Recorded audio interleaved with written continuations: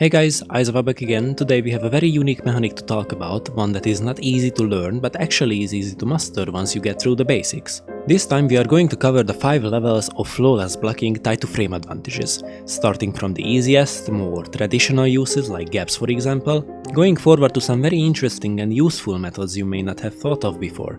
I would like to quickly add this video is not about flawless blocking jumping attacks or moves in the neutral. If you're interested in that stuff you might wanna watch another video. This one in particular will be useful to shake up your offensive and defensive options in pressure situations. So now that we are done with the introductions, let's get right into it, shall we? The first method I like to call level 0, as it is the most traditional use of flawless block that everyone has heard of, so I wouldn't like to spend too much time on this one. Every character in MK11 have so-called flawless block gaps, some of them have less than others, but basically if your opponent tries to force certain combo strings or multiple hitting special moves that have gaps, you can release your block button and tap it again in the right time to perform a flawless block, skillfully punishing your opponent. Level 0 is the hardest to learn on the list, as this is your entry point to perform flawless blocks in general. Everything else will rely on the timing you learn here, so the mastery relies heavily on these basics. Now let's get into the nitty-gritty. Level 1 is the method of denying your opponent to steal their turn once you are done with your strings.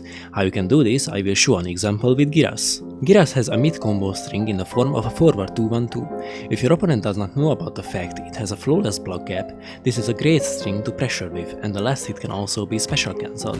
The interesting part is, the string if finished remains -6 on block. My opponent here Sub-Zero just so happened to have a 6 frame down 1. This means if Sub-Zero tries to get his turn at the end of this string with a down 1, Giras players can tap the block button at the exact moment their recovery is over, and it will eventually cause a flawless block. As most of the cast have 7 frame down and the standing ones, it might be beneficial to cancel into the special move Big Fist, which is -7, so it is another opportunity to force a flawless block without taking any risk really. Level 2 is the next logical iteration of this method, and it's all about understanding the fact as long as you are in safe situations, your advantage does not matter one bit, your recovery does. With that being said, you can perform a flawless block after almost any standing button or safe combo string. Even your crouching pokes have a chance to force this method. Let's take a look at the main boy Fujin. His standing 1 is -4, Sub-Zero has an 8 frame standing 1, so if he tries a reversal, it is fairly easy to flawless block it. Crouching pokes usually have less recovery frames on both sides, so you have to press the block button much sooner, but it is still possible to do it. Fujin also has a combo string that is -4, namely 1-1-up 4. Learn the recovery and suddenly a flawless block afterwards become menacingly real. It's all about remembering and using your recovery in pair with anticipation. If you have an idea of what kind of button your opponent is going to press, you can always flawless block it without problems. Level 3 is something to be quickly mentioned. Much like block advantages, different timing stands for hard knockdowns too. Doing a sweep leads to an Oki situation, where you read your opponent's wake up and pressure accordingly. However, you don't always need to do that, as sometimes your opponent might perform a wake up attack, one that also can be flawless blocked, depending on the frame advantage on the knockdown. For example, Rain has a combo string forward 2 down 4, which causes a knockdown, is safe, and leaves Rain close to his opponent. Remembering the recovery leads to another flawless block that is actually pretty useful, as you are spending 2 bars in exchange for your opponent spending 2 on the wake up, so they cannot stop the damage that comes after. Do this in the corner with various characters and you are guaranteed to have amazing combo conversions of it.